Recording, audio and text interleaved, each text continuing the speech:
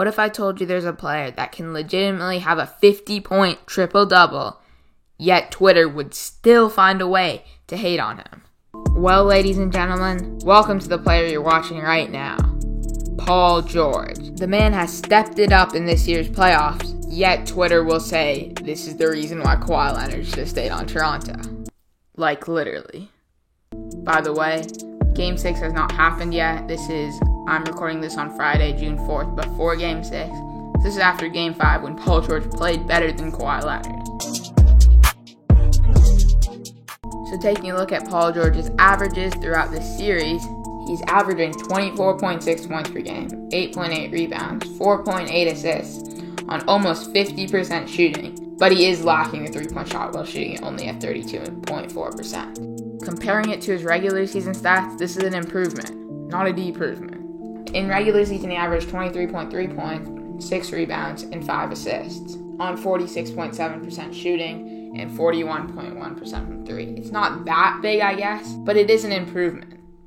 And people are playing it like he's scoring 7 points per game on 10% shooting. The nickname Playoff P is still continuing.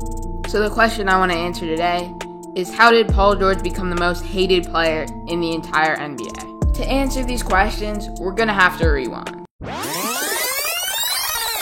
Paul George was the 10th pick in the 2010 NBA draft. He had a pretty average rookie season, averaging only 7 points per game, but that was to be expected by being the 10th overall pick. In the playoffs that year, they lost 4-1 to the Derrick Rose-led Chicago Bulls. Paul George didn't play great, but that was to be expected. He didn't have a great season all around. In his second season, he did improve, but still, he was nowhere near the player we know today. In the playoffs, they beat the Magic in the first round, and PG had his first taste of the Heat in the second round, but still lost in 6. Although it sounded like he played amazing, taking the LeBron-Wade Bosh Heat to 6, he wasn't even the first, or even the second option. Danny Granger and Roy Hibbert were widely considered better players. In his third season, he had what was widely considered his breakout season, becoming an all-star, and he made the All-NBA third team, averaging 17.4 points per game, while also being a top 10 defender in the NBA, making the all-defensive second team. This was also the year Danny Granger got his career-ending injury, so he was now the face of the franchise. In the first round of the playoffs that year, they beat the Hawks 4-2 with Paul George playing like a franchise player, besides the last game.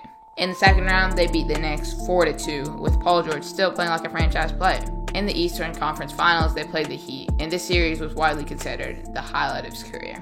23-year-old Paul George took prime LeBron and the Heat super team to 7 games. Coming into the series, most predicted the Heat to either win in 5 or 6, but clearly that did not happen.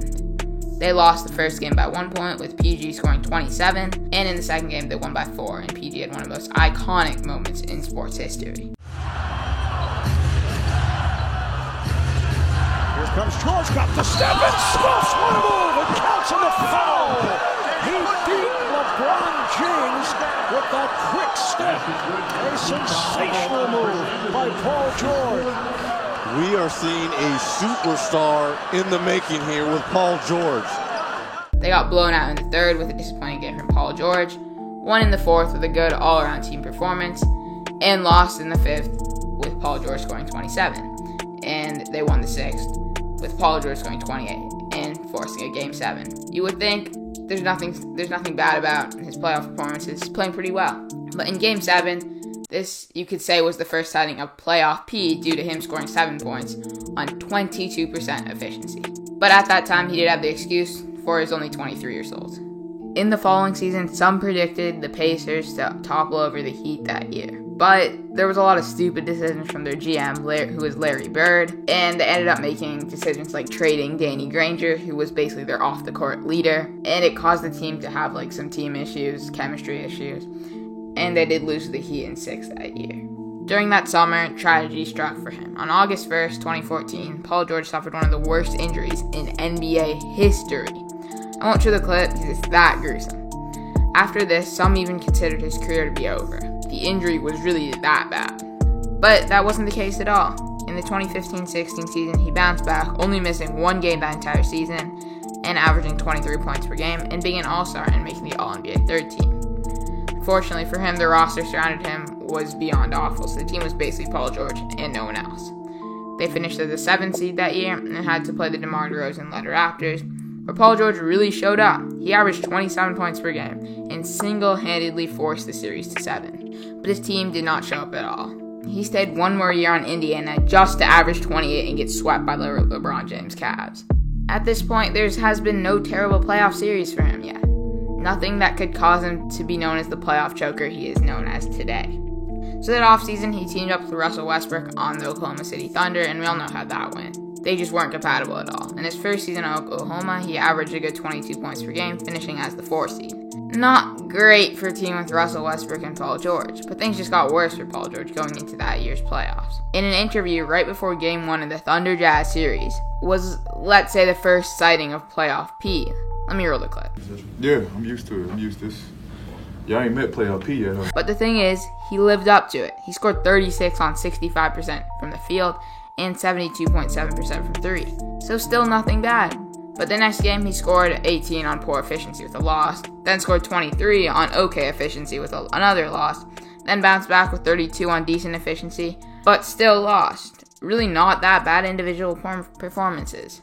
On elimination game, he had 34 on good efficiency, and they won, so still good. And the next game is truly the beginning of the hate for Paul George. In Game 6, he shot 2 for 16 while scoring 5 points on elimination game, and obviously a loss. Not a great look for the guy that said, yeah, I ain't met playoff P yet.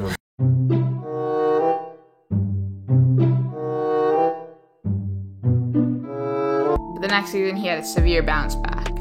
He averaged 28 points per game, finishing as an All-Star, All-Defensive First Team, All-NBA First Team, and second in MVP voting. Yet the Thunder still finished 6th in the West, showing that him and Russell Westbrook were just not a good match. This is the year they faced Portland in the first round, where this shot got hit over him. Clock is off. Portland has a timeout. Lillard, a chance to send the Thunder home. Lillard, long-range 3, and it's good! At the buzzer! Damian Lillard! Are you kidding me? Looking at his stats in the series, he did average 28 points per game and scored 36 in Game 5, but what really screwed him over is what he said in this press conference. Is there anything a defender can do with the way the game's gone in terms of those 36, 37-foot three-pointers?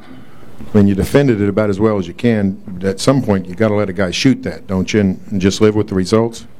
Yeah. I mean, that's a bad shot. Care what anybody says, that's a bad shot. But hey, he made it. That story won't be told. That it was a bad shot. We live with that. The amount of clowning he got for that was really insane. So until this point, all the clowning is really how dumb he acted in practice conferences. Over the offseason, Paul George teams up with Kawhi Leonard in a blockbuster trade, trading Shai Gilgeous-Alexander, Danilo Gallinari, and 5 first-round picks and 2 pick swap. Something that some Clippers fans probably regret right now. Now here we are at the 1920 season. The season Paul George will forever remember. Starting off the season, he's out for the first 10 games with a shoulder injury. Nothing uncommon, for he was an injury-prone player. But throughout this regular season, he only played 48 out of the 72 games that season. This was due to injuries, but really mainly load management, something me and the other fans thought that was the right move, but that clearly just wasn't the case. They just didn't build enough chemistry. In March, the league shut down due to COVID-19 and resumed up in late July. Now coming into the playoffs, just like when they're coming to the regular season, the Clippers were the favorites to win it all. 2 superstars and an amazing bench, including Lou Williams and Montrezl Harrell, the Clippers seemed to have a better team than the other contender, the Lakers. Going into the first round of the playoffs, most expected the Clippers to the Mavericks in 5. In the first game, nothing terrible from Paul George at all. Actually, quite a good game. He had 27 on serves while shooting and also sunk the dagger. Shot clock at 6. George, step back 3. Bang! Paul George from downtown, and the Clippers take an 8-point lead. In the second game, it goes down. He scores 14 points on 23% shooting. Then the next, he scores 11 on 18% shooting, and then 9 on 21% shooting. 3 horrendous games, and social media goes wild. Next game, you could say he quieted the haters, scoring 35 on great efficiency, but it was only temporary. For the next game, he had 15 on terrible efficiency. They did close out the series against the Mavs that game in 6. And the next series, they faced the Nuggets, where he played surprisingly quite well until the last game. Here's the stats. But in that last game, we all know what happened. He hit the side of the backboard. They've gotten a number of second shots, though. George, way off. Hits the side of the backboard. Something that people still use in memes to this day. In that game, he shot 4 for 16 and 2 for 11 from 3, losing by 15 and blowing a 3-1 lead. If Twitter went crazy after the previous 3 games, this was a different level. Even NBA players were roasting him. So this now takes us to the current season and the playoff series against the Mavericks. Coming into the playoffs, Paul George was under a ton of pressure to have a redemption playoffs, and proved to not be the playoff choker that he is named to be. Unfortunately for him, redemption was near impossible. In the first half of the first game, he had 5 points on 1 for 7 from the field. I would show you social media, but I cannot be bothered to scroll through Twitter for an hour. But he did have a decent second half with 16 points and 11 in the fourth quarter. He ended with 23, 6, and 5 on 44.4% shooting and a loss. Again, I can't be bothered scrolling through Twitter because the search feature is just crap. But let's just say people were basically saying playoff B is back. In Game 2, he had 28, 12, and 6, with Kawhi scoring 41, yet they still lost. He didn't really get flamed for anything because there was nothing really to flame him for. Also, in a press conference, he said that there was no concern on being down 2-0, which I guess he was right. In Game 3, he had 22 at half, and Twitter was dead quiet. Like, if you searched up Paul George, you see like a tweet every 2 minutes. If you've never searched up Paul George on Twitter, on game day, there's normally like a tweet every 15 seconds. Yeah, the man is that hated. He ended the game with 29 and a win. Something you saw after the game is that Kawhi got all the praise. And this would follow a trend where whenever the Clippers won, Kawhi got the praise, and whenever they lost, PG got blamed. I would show you this, but again, I can't be bothered to scroll through Twitter for an hour and potentially not even find what I'm looking for. In Game 4, he had 20 on 37.5% shooting, and they beat the Mavericks by 25. In Game 5, he had 17 on 46.7% shooting and 10 boards, 6 assists, 3 blocks, and a plus-minus of 17, yet they lost by 5. The disappointments were really Kawhi Leonard, who had 25 and 5 on 36.8% shooting, and a plus-minus of -8. But Kawhi Leonard never gets flamed because people, I guess, just don't hold him to high expectations. Honestly, I have no clue. I mean, you saw that tweet I put at the beginning of the video after Game 5.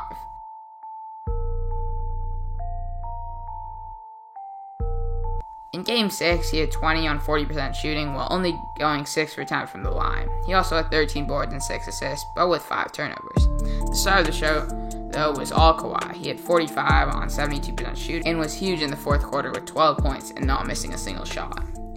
In Game 7, he had 22 on only 33.3% shooting, but did get to the line 10 times and made all of them.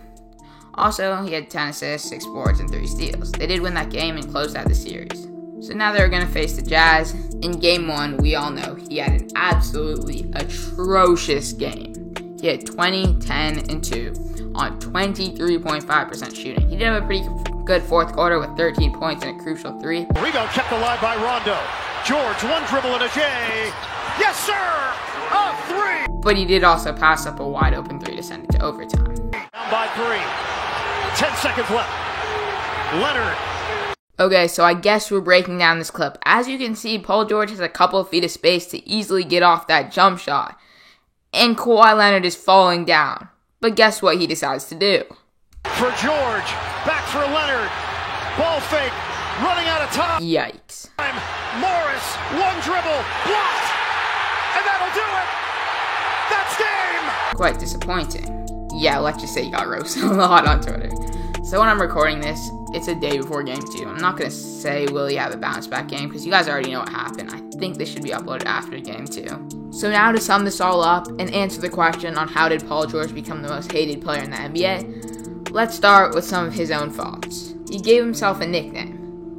If you ever find yourself in the NBA, definitely don't give yourself a nickname. As we saw, it will go very terrible. By the way, if you like this video, you're 100% definitely for sure going to make the NBA. The second point is he acted like a salty in interviews. You can't ever say the shot that was made over you was a bad shot because it just makes you look salty and puts you in an awkward situation. And I mean, the third point is he played awful in last year's postseason.